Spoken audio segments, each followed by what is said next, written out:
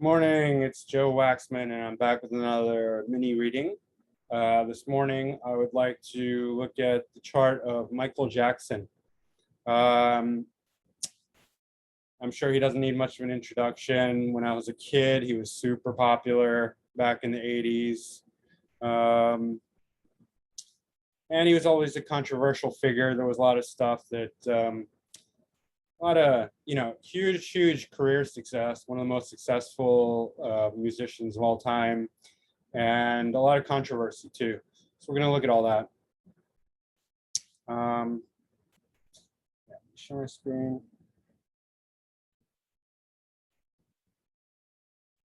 All right.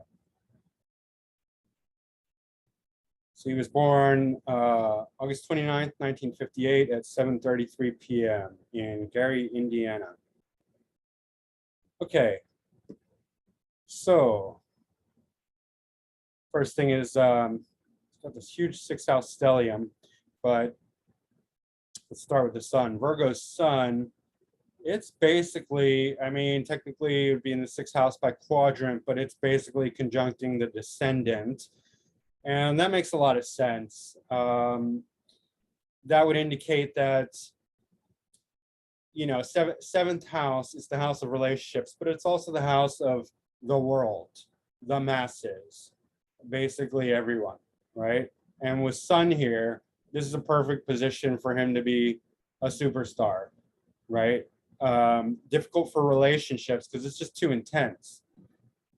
Sun is on the descendant. There's too much ego relating to the masses, right? This is not like the position for leadership. Leadership, you'd want to see like Sun up here, or maybe 5th house, 9th house, things like that, 11th house. There's definitely the position to be able to connect with the masses. There's a difference, right, between being a leader and being able to connect, like an artist can connect, a musician can connect with people or give speeches, right? That's more 7th house stuff.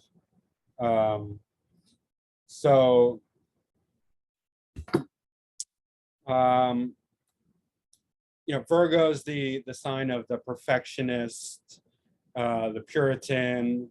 It's very intellectual, but it's also super critical. And it has the most refined sense of, not quality, that would belong to Taurus, but the ability to surgically edit anything, basically. Virgo is the surgeon of the zodiac. It has those 2 razor blades that can just pick apart things and carefully dissect anything and, find out what's good and what's bad about it. That's Virgo, right? And, you need that in the arts. You need that in music. You need that in any other creative fields. It's perfect. And here he just has this Sun conjunct Pluto also. That's pretty very fitting for Michael Jackson, because we see he completely transformed his life over time, his body, his image, his whole ego. Sun is the ego, the identity, right? It's the king, the soul, the Atman of the person. And Pluto, what's interesting about Pluto is that it's not just Pluto. Pluto has a moon, and we call it Charon. It's named after Charon, not Chiron, Charon. In Hades, he was the person who rowed the boat over the river Styx. I believe that's it. But the person who founded that moon had a wife named Sharon, so he changed it to Charon.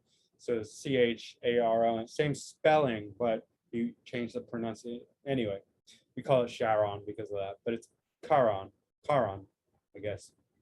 But it's almost as big as Pluto. So Pluto is basically a binary planet. And when you think about the definition of Pluto, what it does, it's very fitting because it's going to twist and turn whatever it touches. And that's its nature of transformation, deep transformation, painful often, but like core level. And when we have this spinning of these 2 planets, whatever it touches, it's going to spin and twist like that. So it spun and twisted his whole ego, his sun, his personality. You know, even physically, he got a lot of plastic surgery, bleached his skin. He just didn't look like the same person over the years as he got older. And many people would say not for the better, but it did fit the Virgo stereotype. He became more puritanical, like white, fair skinned, and you know, he less like you know, more like a hybrid being would look like, a, you know, not black or not white, not anything, just kind of like its own creation. And that's what he wanted. And he achieved that. But Sun here, yeah, I mean, perfect. Talk about like being like the mega superstar for the world, you know, the king of pop. I think he was labeled the most successful musician of all time, performing artist of all time, not musician, performing artist. So yeah, Sun in the seventh for that, for sure. Not great for relationships. Not at all. But so those are the only two in Virgo, and then we got the rest of the sixth house in Leo. But let's look at the moon and the ascendant. And by the way, the sun's ruling the sixth house, right? And again, that's amplifying the Virgo quality, this editing skills. And he was a perfectionist with his music. Like he really knew how to make it. Like if you watch the documentary, I think he's like, it's got a sizzle, right? So he was that person that really did that Virgo critical editing. And then he's got the ultimately creative Pisces moon. And this is such a powerful combination because they're opposite. It's a full moon. And it's on the ascendant descendant. So the position is just fantastic, right? And I wouldn't want it reversed. I mean, ideally, you know, the intelligence, the outward intelligence is held by the sun. The inner mind is the moon. So, and the moon is more emotional, right? So we want the arts to come from that emotional wet place, that creativity. That's the moon. It's holding the water. And Pisces is a wet sign. It's trying its rulership in Cancer. So that's good. Pisces is the most creative. I mean, we often attribute Leo to being creative, and it is. But Pisces is like the subconscious. This is where we really get the deep creativity, right? And it's coming out right in his ascendant. Pisces ascendant, Pisces moon, so creative. And this is such a strong combination because with the creativity, with the Piscean creativity, we need that Virgo editing skills. Pisces will pull out the creativity from the depths of the ocean, from the depths of the subconscious, right? The full emotional creativity, the full potential. And then the Virgo will slice it and dice it and put it all together in the perfect way and just like, you know, edit it and just make it really shine and pop and sizzle, right? So super powerful, bright moon. You know, and we see the emotions, the moon on the ascendant. That's such a wonderful place for seeing and feeling the emotions of a person, especially in a water sign like Pisces, right? It's not hidden. It's just there for everyone to see. There's nowhere for it to go. This is the most aware spot. He you know, he was a highly emotional person. So yeah, super powerful right there. Right, for the arts, for music, for creativity. And the fifth house cusp. Moon is ruling the fifth house cusp. Fifth house is fame giving, but it's also creative. It's the original house of Leo in the natural zodiac. So we're getting a lot of creativity from here in this, you know, super creative. Is moon ruling the fifth house in the first house in Pisces. And then we have this Leo stellium. Yeah, I mean, it's 3 planets and an asteroid, but it's still, we call it a stellium. And Leo, obviously, the other sign that it has the most creative potential, right? And we have Uranus conjunct Venus, and then Pallas Athena, the asteroid, is exactly conjunct Mercury. Mercury's retrograde here. What's interesting about this combination of Mercury and Pallas Athena is that if you know the mythology, they actually work together to aid Perseus in defeating Medusa. So they are very harmonious together. I actually have them conjunct right on Algol, Medusa's head. So, I mean, that's a pretty auspicious place, but he has them too. And that actually gives a lot of cleverness because if you look at the mythology, Mercury or Hermes has the sword, which is the sword of discrimination, which can cut things and divide things. And Pallas Athena has the shield, which is the, strategy, reflection, defense. But she's also known as, she's like the goddess of war and strategy, but also like she's very, the asteroid gives pattern recognition. So it aids the mind, it aids Mercury very well, creates very good thinking ability. And Venus is here, Venus in Leo and Uranus. Uranus in conjunct Venus in Leo. That's not the only thing that makes him a good dancer. I mean, this does and this does. And so Pisces rules the feet, right? So in dancing, you want to look at 3rd house, 12th house, Gemini and Pisces kind of combinations, Mercury, Neptune, Jupiter, things like that. But here we see this rules the body and it's in Pisces. So definitely feet and creativity with the feet. So dancing here, but also the electric Venus, because Uranus is going to bring some electricity. If you want to think about Uranus, it's like the bolt of lightning. It's electricity. It's like the supercharged nervous system. It's electric. It has an electric feel. And to Venus, Venus has a very, Venus here is ruling the 3rd house and the 8th house, but 3rd house, so skills of the hands.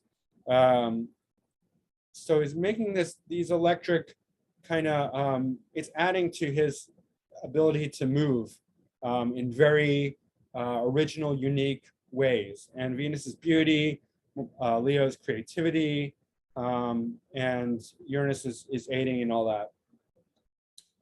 It's just making him electric. It's electrifying him, his hands and his body movements overall. Venus is a very physical planet, right? It's not like Pluto or Uranus or Neptune. Mercury is ruling 7th and 4th house in the 6th. 6 is bringing a lot of conflicts also into his life. It's great for having that critical Virgo, editing skills, but it's also bringing a lot of conflict. And his life was ruled with conflict here and here we see. But actually Venus ruling the 8th house in the 6th house, that's actually meaning that there's conflict, there's bringing like crisis into the house of conflict, but that the resolution is good. And Uranus is also co-ruling the 12th house. So that's another thing that's, the 6th, 8th, and 12th in each other's houses is actually good because it takes negative and makes them positive. So somehow the crises and the loss and the conflict is becoming positive. Not completely, but there is a positive twist to it. And here we have the switching energies because Sun is in Virgo, ruled by Mercury. Mercury's in Leo, ruled by the Sun. So this whole thing, it's 6th to 7th, right? It's 6 flowing into the 7th. And Leo and Virgo are combining because these are all connecting energies with each other. So the creativity, the editing skills, the conflict resolution, and also the relationships and ability to connect with people, that's all merging together in this stellium. And Venus conjunct Mercury is great for musicians. Bach had that conjunction. in the 12th house Pisces. But Venus is the arts, it's beauty, it's creativity. And here it's bringing creativity to the mind and to the hands, right?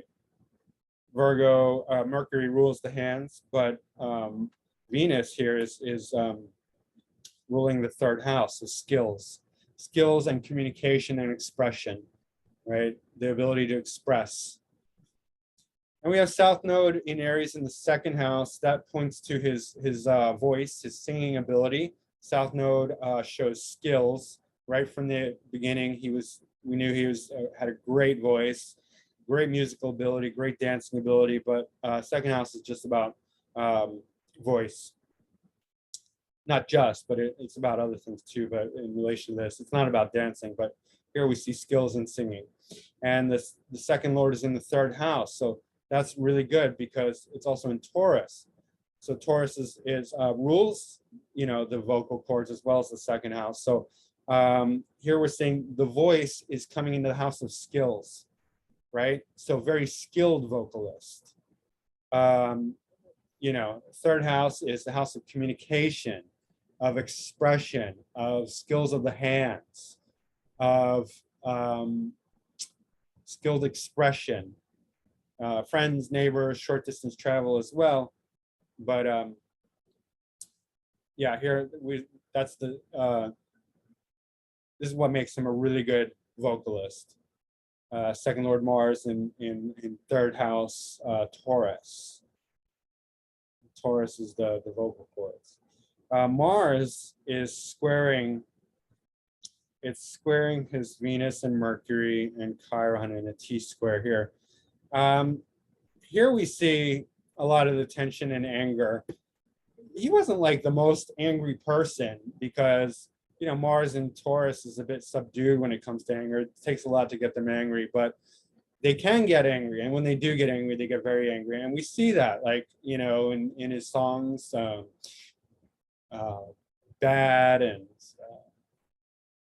I forget, that one where he's like, beating up the cars and, they don't care about us. He had an angry side to him, and that's the Mars square Venus and Mercury opposite Chiron. We see relationship difficulties here with Venus, which is the significator of relationships, opposite Chiron in the 12th. That will show like pain from loss, pain and rejection in relationships, and anger, angry expression, squares to Mars. There could have been Mars square Venus. There could be even some issues of abuse. I don't imagine Michael is very physical, although you never know. Behind closed doors, he was very secretive. We're going to get to that. But there could have been some abuse, maybe going on both sides. Who knows? But yeah. And then his ascendant lord and 10th lord Jupiter are in the 8th house. It's conjuncting Neptune, which is Neptune is outer planet ruling Pisces. So adding to the creativity, that's also first lord. These co-rule Pisces. So even though he was super famous, he was also super secretive, right? And we know a lot of hidden things were going on. Sexuality crises, a lot of controversy around his own sexuality and what he was doing behind closed doors. Neptune rules fantasy, so his ranch was like Neverland, I think, very fantasy oriented.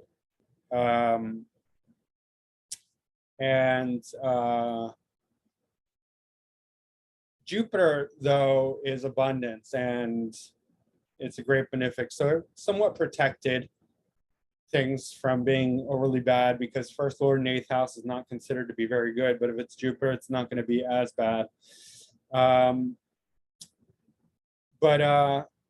We also see like the dark macabre theme in like Thriller that's playing out here. He was going into that dark secret, occult, death, rebirth, scorpionic themes. He had that darkness to him. even though his Jupiter was still there and his North Node, especially as he got older, was moving in there. It's in Libra, so it's like, you know, Venus ruled, so it's going to have this Venusian quality. You know, when he did like Thriller, we weren't really scared because it's Libra, right, and Jupiter and Neptune, but it's still there. It's still having an influence. Mercury rules his child upbringing. It's in the 6th house, so it's like, you know, he was working. 6th house is daily routine, daily work. He was working in music, conjuncting Venus right from day one with the Jackson 5 with his father. Teachings of the fathers, Scorpio, dominating. You know, we know his father played that role. It's in the 3rd house, so he's bringing his teachings of the father into skills in music and singing, right? That's obvious. His father was, you know, dominating him and his whole, you know, his siblings, the Jackson 5, and bringing them all into music. Saturn is right conjunct the MC exact, right? And that's an unusual placement because we normally, I wouldn't expect that, not for someone who has such early rise to success, right? Like he did. He was basically, you know, frontman in the Jackson 5 because of his singing skills, incredible voice right from the beginning, and dancing. And he was just so cute and adorable. But Saturn restricts and delays things. So this, to me, would suggest a delayed career. But 10th house is the house of karma in Vedic system, and Saturn also. So Saturn holds karma, good or bad. And, you know, if it's badly aspected or, you know, disposited, then it's not going to produce good results. Here we have a square to the moon. So difficulties with the mother too, right? But let's look at the planets. So no out of bounds planets, but we do see Saturn is stationary retrograde, super slow Saturn at 35 seconds per day. That's super slow. And as always, planets, when they're stationary, they are powerful. This is a powerful Saturn. So it's producing some very positive karma, even though it's in Sagittarius. It's not in it's in a neutral sign, fairly neutral. You know, it's ruled by Jupiter. It's disposited in the 8th house. But it's ruling the 11th and 12th house. 12th house of creativity, 11th house of hopes, wishes, dreams, career success. So that makes sense. Groups, networks. And it's just bringing very early success because of karma, because of it's stationary and karma. So a lot of positive karma is coming from this, right? And he was very karmic. He had a very karmic life. Well, we all do. I mean, that's kind of like a vague statement that could apply to everyone. Everyone's life is full of karma. So I'm like saying the thing that I hate it when other people say. So positive karma, let me put it that way, because there's all different kinds of karma. Very positive karma is coming from this because it's stationary, okay?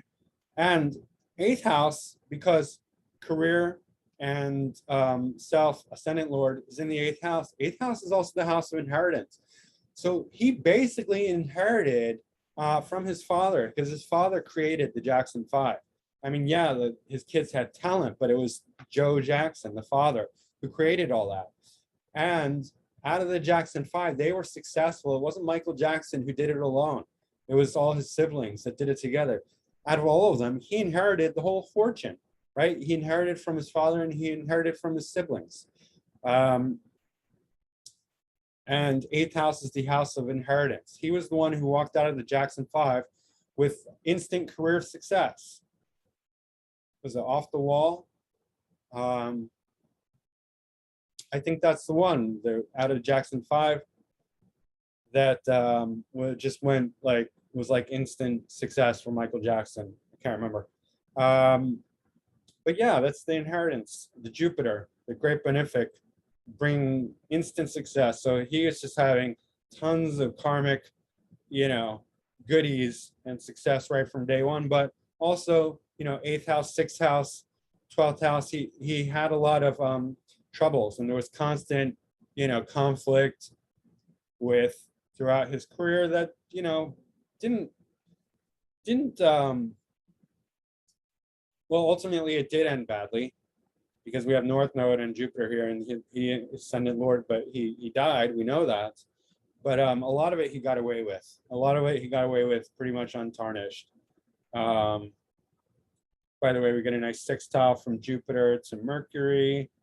That's good. Saturn to Venus. Venus trining the ascendant, the MC, you know, career success. Mercury too, Uranus too. That's bringing them all to fame and popularity. So here we have being seen and being heard, connecting with the masses. Also, Sun in the descendant shows what kind of partnerships he's going to have. Also, because it's doubly so because it's opposite moon. Anything that's opposite moon will reveal your partnerships. Whatever's conjunct the descendant, and also whatever's opposite Venus will also tell you. So Sun on the descendant will attract very, very big type people, you know, stars, famous even to himself as well. And look who he married, Lisa Marie Presley, Elvis Presley's daughter, and Elizabeth Taylor, right? Two superstars on their own with their own fortunes. That's Sun on the descendant, right? So yeah, that's pretty much it. I mean, you know, we can see the Virgo Sun playing out and the 8th house theme playing out with, in a lot of ways, you know, how he like masked his children and was super paranoid and sketchy about everything. Like he was just eighth house is paranoia, Scorpio paranoia. You know, they always think Scorpio 8th house is like super, and plus Pluto conjunct the sun. He was just paranoid. He was scared. And Lisa Marie Presley was like talking about Michael Jackson. I saw in an interview, and she was like, he's not the way he appeared. He's totally different. He put on this persona because he believed he needed to be that way in front of the public, but he wasn't that way at all. He was much more open and much more, you know, aggressive and bold than he appeared. He appeared to be like this meek, shy, like self-protective kind of, and that's all like Pluto, 8th house paranoia type stuff. Also Virgo. I mean, it's just like, you know, the guy's like behind. We didn't see Michael Jackson with this Ascendant Lord in the 8th house. We did not see the real Michael Jackson. We saw his talent. And 6th house is, you know, again, Virgo, 6th house, super protective, potentially, but even 8th house is even more so. And Pisces is illusion, delusion, putting up a front. So yeah, it's like that. I mean, there's a huge mystery behind Michael Jackson because he kept himself very, very private and hidden and secretive. I think that's it. That's the show's devotion in the 5th house towards creativity, moon, Cancer. I didn't really touch on this much, but that's a painful aspect. But I wonder how painful, because Saturn is so strong here. Anyway, I don't know. I don't know much about his relationship with his mother, but it would be interesting to find out whether that was positive or negative, because you never know. Like sometimes squares are not that bad, depending on other factors in the chart. Sometimes they are, sometimes they're not. But yeah, that's Michael Jackson in a nutshell. Well,